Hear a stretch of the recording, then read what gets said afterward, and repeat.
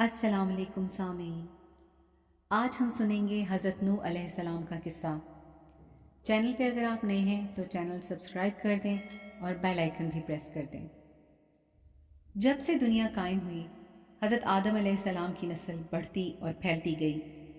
انسان دو حصوں میں تقسیم ہو گیا، کسی نے نیکی کی راہ اختیار کی تو کسی نے بدی کا راستہ اپنایا۔ جس نے نیکی اختیار کی وہ صراط مستقیم پر رہا، جس نے بدی کا راستہ اختیار کیا وہ اللہ کے غضب میں آ گیا۔ صراط مستقیم پر چلنے والوں کی تعداد ہمیشہ کم رہی، گمراہ انسانوں کی تعداد زیادہ رہی۔ ان گمراہ لوگوں کو راہ راست پر لانے کے لیے اللہ کے نبی آتے رہے۔ حضرت آدم علیہ السلام کے زمانے کے بڑے عرصے بعد اللہ نے حضرت نوح علیہ السلام کو بھیجا۔ آپ علیہ السلام پر 10 صحیفے نازل ہوئے تھے۔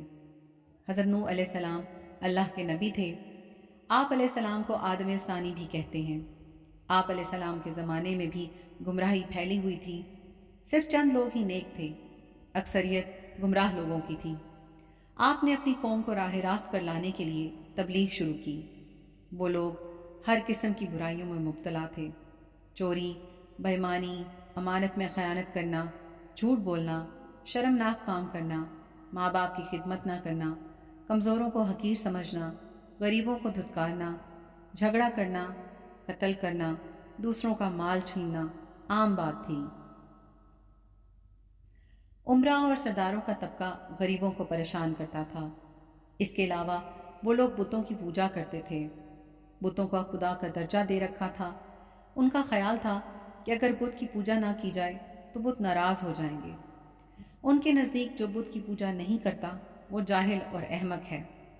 انہوں نے 4 بت بنا رکھے تھے جن کے نام ود، سوا، یاغوس، نصر تھے۔ حضرت نوح علیہ السلام اپنی قوم کو دعوت حق دیتے، اچھے کاموں کرنے کا حکم دیتے، برے کاموں سے روکتے۔ وہ کہتے کہ بتوں کی پوجا نہ کرو، صرف ایک اللہ کی عبادت کرو جو سارے جہان کا پروردگار ہے۔ واعظ و نصیحت کی غرض سے ایک روز آپ علیہ السلام نے ضیافت کا اہتمام کیا۔ ضیافت میں ہر حیثیت اور طبقے کے لوگ شریک تھے۔ آنے والے مہمانوں میں غریب بھی تھے، امیر اور سردار بھی تھے۔ صاحب حیثیت اور سردار غریبوں کے ساتھ اٹھنا بیٹھنا پسند نہیں کرتے تھے، انہیں حقارت کی نگاہ سے دیکھتے تھے، نفرت کرتے تھے۔ لیکن حضرت نوح علیہ السلام نے سب کو یکجا کر دیا۔ لوگوں نے ضیافت کے اہتمام کا سبب دریافت کیا تو آپ نے فرمایا، بھائیوں، ہماری قوم کے لوگوں میں بگاڑ پیدا ہو گیا ہے۔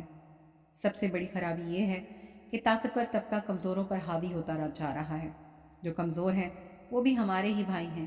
تم غریبوں کے ساتھ اٹھنا بیٹھنا پسند نہیں کرتے، تم ان سے نفرت کرتے ہو۔ ان میں جو بھوکا ہوتا ہے تم کھانا نہیں کھلاتے، اگر کوئی پیاسا تم سے پانی مانگتا ہے تو تم پانی نہیں پلاتے، اگر کوئی بیمار ہو جاتا تو تم ان کی عیادت نہیں کرتے، تم اپنے ماں باپ کی خدمت نہیں کرتے، دوسروں کا مال ناجائز طور پر کھاتے ہو، دوسروں کی ملکیت پر قبضہ کرتے ہو۔ یہ تمام شیطانی کام ہیں۔ اس کے علاوہ تم اپنے ہاتھوں سے بنائے ہوئے بتوں کی پوجا کرتے ہو۔ یہ بت تو تمہاری ہی طرح کے مخلوق ہیں اور یہ تو تم سے بھی کمتر ہیں۔ یہ کہاں کی عقل مندی ہے؟ میں تمہیں ایک بڑے عذاب کی خبر دینے آیا ہوں۔ مہمانوں میں سے ایک شخص نے کہا، عجیب شخص ہے، ہمیں کہنے چلا ہے کہ ہم اپنے معبودوں کو چھوڑ دیں، عبادت نہ کریں۔ حضرت نوح علیہ السلام بولے، میں یہ نہیں کہتا کہ عبادت چھوڑ دو، عبادت کرو، صرف اسی ہستی کی جس نے ساری دنیا پیدا کی ہے، جو مارتا ہے اور جلاتا ہے۔ ایک نے کہا، نوح تو ایسا کہتے ہی رہتے ہیں، ہم اپنے معبودوں کے خلاف باتیں سننے کے لیے نہیں آئے، ہم تو وہ کرتے ہیں جو ہمارے باپ دادا کیا کرتے تھے۔ آخر میں لوگ مجلس سے اٹھ کر جانے لگے۔ ایک مرتبہ حضرت نوح علیہ السلام ایک راستے سے گزر رہے تھے کہ ایک بوڑھا نظر آیا۔ وہ بہت لاغر تھا، چلنے کی داد نہیں تھی۔ حضرت نوح علیہ السلام نے دریافت کیا کہ تم اس حال میں راستہ میں کیوں پڑے ہو؟ کیا تمہارا کوئی گھر نہیں ہے؟ بوڑھے نے جواب دیا کہ میرے 7 بیٹے ہیں، انہوں نے بڑھاپے کے سبب مجھے گھر سے نکال دیا ہے، میرے پاس کھانے کے لیے بھی کچھ نہیں ہے۔ حضرت نوح علیہ السلام اسے اپنے گھر لے گئے اور کہا کہ تم اس گھر میں رہو، میں تمہیں کھانا دیا کروں گا۔ آپ علیہ السلام نے دعا کی تو ایک اجنبی شخص گھر میں داخل ہوا۔ اس کے ہاتھ میں ایک خوان تھا، اس میں ہر قسم کے کھانے تھے۔ اس نے حضرت علیہ السلام سے فرمایا کہ یہ کھانا میں آپ علیہ السلام کے مہمان کے لیے لایا ہوں، اسے کھلا دیں۔ اس نے کہا کہ اللہ کسی کو کبھی بھوکا نہیں سلاتا۔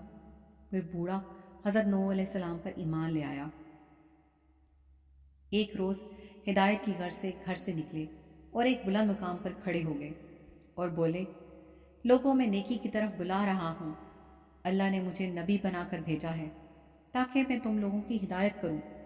میرا کہا مان لو تو فائدے میں رہو گے۔ تم لوگ ماں باپ کی خدمت کیا کرو، انہیں گھر سے نہ نکالو، انہیں تکلیف مت دو، ضرورت مندوں کی ضرورت پوری کرو، یتیموں، بیواؤں اور محتاجوں کی مدد کرو، بیماروں کی عیادت کرو۔ ہر کمزور طاقتور کا محتاج ہوتا ہے۔ بات بات پر لوگوں کی جان نہ لو، یہ کام خدا کو پسند نہیں ہے۔ اگر تم سب اللہ کے احکام پر عمل کرو تو وہ تمہارے لیے کثرت سے تم پر بارش بھیجے گا، مال اور اولاد میں ترقی دے گا، تمہارے لیے نہریں بہائے گا۔ حضرت نوح علیہ السلام ہر ایک شخص کے پاس جا کر ہدایت کرتے، کبھی اجتماع سے بھی خطاب کرتے۔ ایک مرتبہ ایسا بھی ہوا کہ حضرت نوح علیہ السلام ایک راستے سے گزر رہے تھے تو کچھ لوگوں نے آپ علیہ السلام کا راستہ روک لیا اور مارنے کے در پہ ہو گئے۔ کچھ لوگوں نے پتھر بھی برسائے۔ ایک شخص آگے آیا، لوگوں سے کہا کہ تم اسے کیوں مارتے ہو؟ اس نے تمہارا کیا نقصان کیا ہے؟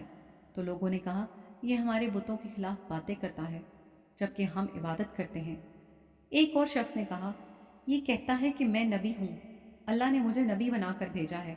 یہ تو ہم ہی جیسا انسان ہے، یہ کھاتا پیتا کام کرتا ہے، اس کے پاس دولت بھی نہیں ہے۔ خدا کو اگر نبی بنانا ہوتا تو کسی سردار اور امیر آدمی کو نبی بناتا۔ حضرت نوح علیہ السلام نے جواب دیا، میرے رسول ہونے کا سب سے بڑا ثبوت یہ ہے کہ میں تمہارے ہی معاشرے کا فرد ہوں، لیکن اس کے باوجود میں تمہاری طرح بے جان بتوں کو نہیں پوچھتا۔ دوسرا بڑا ثبوت یہ ہے کہ میں تم لوگوں کو نصیحت کر رہا ہوں، لیکن اس کا کوئی معاوضہ تم سے طلب نہیں کرتا۔ میرا اجر تو اللہ کے ذمہ ہے۔ میں تو یہ کہتا ہوں کہ کسی پر ظلم نہ کرو۔ میں تو تم سب کو نیکی اور بھلائی کی طرف بلا رہا ہوں۔ میں تمہارا خیر خواہ ہوں۔ ان میں سے ایک نے کہا، نوح بادشاہ یا سردار بننا چاہتا ہے تاکہ اس کی عزت ہو۔ حضرت نوح علیہ السلام نے فرمایا، تمہاری عقلوں کو کیا ہو گیا ہے کہ پتھروں کو پوج رہے ہو؟ اے قوم، اللہ کی عبادت کرو، وہی عبادت کے لائق ہے۔ اللہ کے سوا کوئی معبود نہیں ہے۔ جب تم اللہ پر ایمان لاؤ گے تو تم برائی سے دور رہو گے۔ نہ میں بادشاہ بننا چاہتا ہوں اور نہ سردار، میں تو صرف نیکی کی طرف بلا رہا ہوں۔ کیا تم نہیں دیکھتے کہ اللہ نے چاند اور سورج پیدا کیے، چلنے کے لیے فرش بنایا اور تمہیں نعمتیں دیں؟ حضرت نوح علیہ السلام نے جب یہ باتیں کہیں تو لوگوں نے کانوں میں انگلیاں ٹھونس لیں، ایک لفظ بھی سننے کے لیے تیار نہیں ہوئے۔ ایک موقع پر حضرت نوح علیہ السلام نے اپنی قوم سے فرمایا کہ اے نادانو، یہ کیوں نہیں سمجھتے ہو؟ یہ دنیا تو ایک آزمائش کی جگہ ہے، تمہارے سامنے اچھائی اور برائی دونوں ہے۔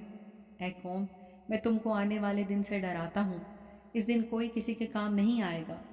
دیکھو، جو غریب ہیں مجھ پر ایمان لائے ہیں، لیکن تمہیں دولت کا غرور ہے۔ اے قوم، غریبوں کے ساتھ حسن سلوک سے پیش آؤ، ننگوں اور بھوکوں کا خیال رکھو۔ ان میں سے ایک سردار نے غرور اور تکبر سے کہا، فرض کرو ہم تمہاری بات مان لیتے ہیں، کیا تم پر ایمان لا کر غریب اور دو ٹکے کے لوگوں کے ساتھ مل جائیں جو تمہارے ساتھ ایمان لائے ہیں؟ ایسا نہیں ہو سکتا۔ وہ آپ علیہ السلام کو ذلیل کرنے کی کوشش کرتے، مذاق اڑاتے، آوازیں کستے، منہ پھیر لیتے، گالیاں دیتے، مارنے کی کوشش کرتے، بلکہ ایک روز مارا پیٹا بھی تھا۔ لیکن آپ صلی اللہ علیہ وسلم نے صبر کا دامن ہاتھ سے نہ چھوڑا، بلکہ اپنا کام جاری رکھا۔ آپ کی بیوی اور آپ کا بیٹا بھی منکرین اور کافرین میں تھا۔ حضرت نوح علیہ السلام نے دعا کی، اے رب، اے میرے پروردگار، میں نے اپنی قوم کو رات دن سمجھایا، حق کی طرف بلایا، میرے بلانے پر وہ زیادہ بھاگتے رہے۔ میں نے اعلانیہ اور خفیہ سمجھایا تو انہوں نے کانوں میں انگلیاں ٹھونس لیں۔ اللہ تعالیٰ نے حضرت نوح علیہ السلام کو وحی بھیجی کہ ایک کشتی بناؤ اور ظالموں کے بارے میں کچھ نہ بولو۔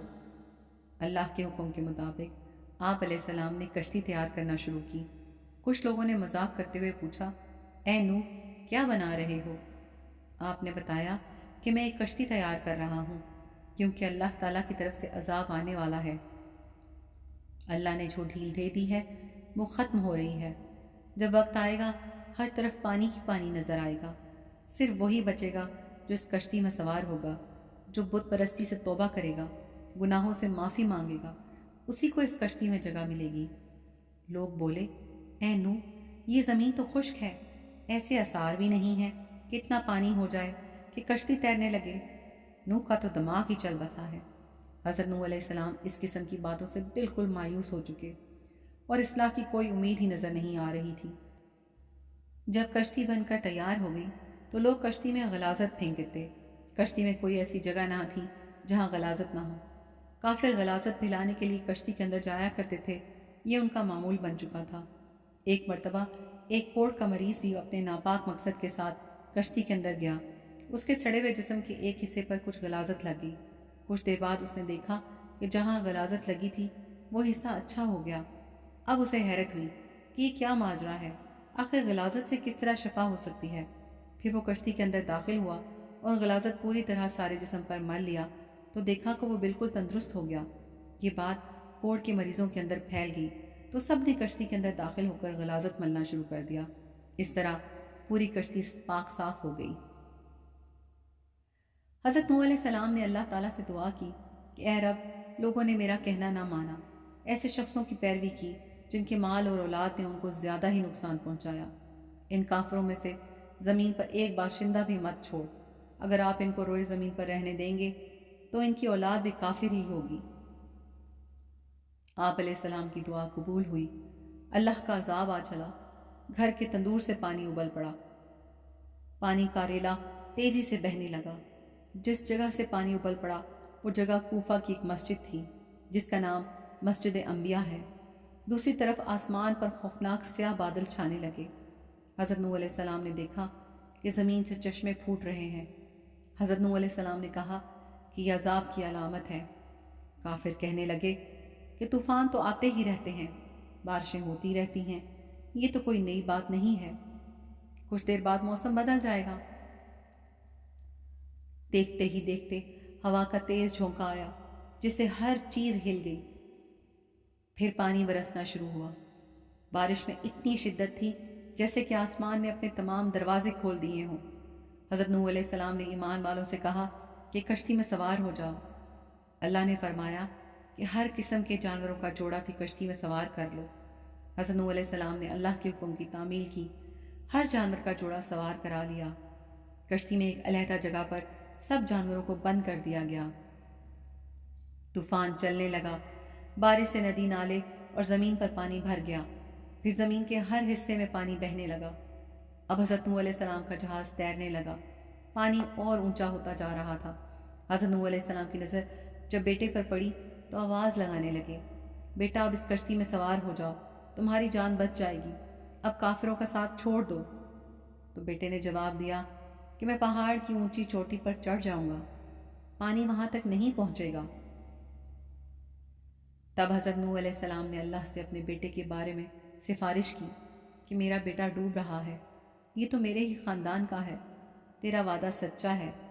اللہ نے فرمایا کہ وہ تیرے خاندان والوں میں سے نہیں ہے، تیرے گھر والے تو وہ ہیں جو تجھ پر ایمان لائے ہیں۔ روایات کے مطابق بارش مسلسل 40 دن تک ہوتی رہی۔ جو کچھ زمین پر تھا سب ڈوب گیا۔ کافروں کا کام تمام ہوا۔ جو لوگ نوح حضرت علیہ السلام پر ایمان لائے تھے وہ کشتی میں سوار ہو کر بچ گئے۔ کشتی کوہ جودی پر جا کر ٹھہری جسے ارارات بھی کہتے ہیں۔ کشتی میں سب سوار تھے۔ اسی دوران حضرت نوح علیہ السلام کو ایک فاختہ نظر آئی، اس کی چونچ میں زیتون کے درخت کا پتا تھا۔ یہ امن و سکون کی علامت تھی، یعنی پانی اتر چکا ہے۔ کوہ جودی یا ارارات مشرقی ترکی میں ہے۔ یہ 16,900 فٹ بلند ہے جو برف سے ڈھکی رہتی ہے۔ روس کی سرحد بھی اس سے ملتی ہے۔ اس پہاڑ کو ناقابل تسخیر خیال کیا جاتا تھا، لیکن 1929 میں جرمن ماہر طبیعیات جان جیکب نے 2 ناکام کوششوں کے بعد اسے سر کر لیا۔ کچھ عرصہ پہلے ہزاروں سال کی جمی ہوئی برف کا تودہ گرنے سے کشتی نوح کا ایک حصہ برف سے نکلا۔ کئی ہوا بازوں نے اس کی تصویریں لیں۔ ایک اور معلومات کے مطابق 1929 میں ماہر آثار قدیمہ وولی اور اس کے ساتھی نے عراق کے قریب ار کے مقام پر طوفان نوح کے آثار دریافت کیے۔ انجیل مقدس کتاب پیدائش کی روایت کے مطابق طوفان نوح کا واقعہ وادی دجلہ و فرات سے متعلق ہے۔ عراق میں قدیم زمانوں میں لکھے گئے کتبے دریافت ہوئے، ان میں ایک زبردست طوفان کا ذکر تفصیل سے ملتا ہے۔ ایک ماہر نے دعویٰ کیا کہ اس نے شہر اور کی سب سے نچلی سطح میں طوفان نوح کے آثار پائے ہیں۔ عیسائیوں اور یہودیوں کے الہامی کتب میں ارارات کا ذکر طوفان نوح کے حوالے سے آیا ہے۔ بائبل میں لکھا ہے کہ 7ویں مہینے کے 17ویں دن کشتی نوح ارارات نامی پہاڑ پر آ لگی۔ ویڈیو اگر آپ کو اچھی لگی ہو تو ویڈیو کو لائک کر دیں اور چینل سبسکرائب کر دیں۔